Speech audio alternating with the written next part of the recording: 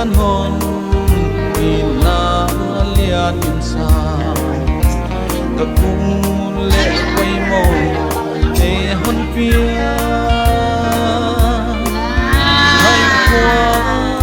non tua na lian sa nam mi hôn phát dễ nghề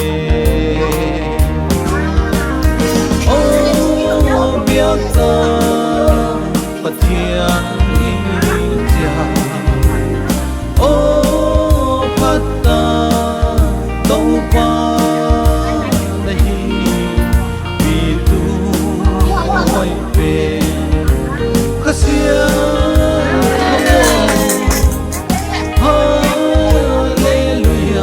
tâu ba hồng phát tình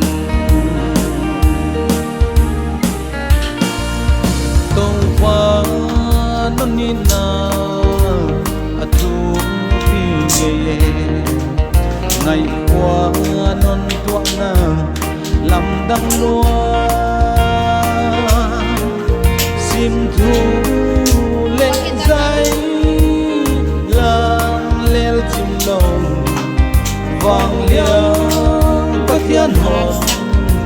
khát tình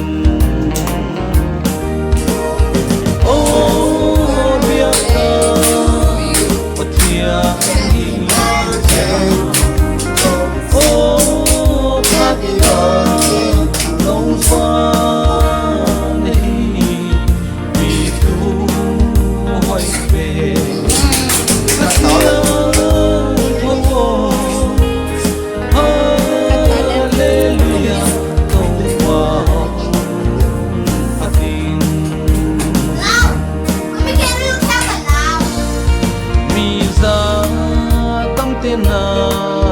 khoi na thei siam lo na bua zo la thei siam lo na hoi na thei siam le zo na mi lam bang pa ti mu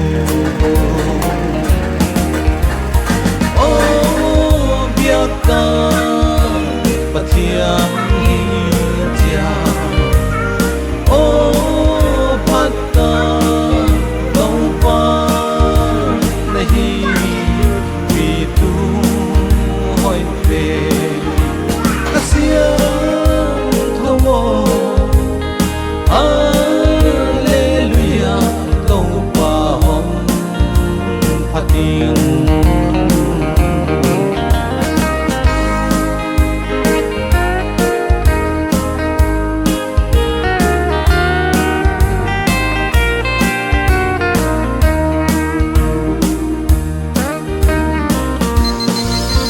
vang liang tung bất thiện vì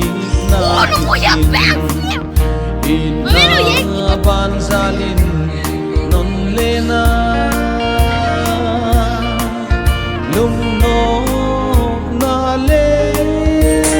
pa na bukim nang ba in kan ne sai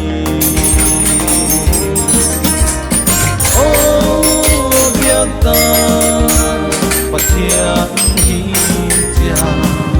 chen pu ô phát ta tâu pa nahi vì tu hỏi về khasia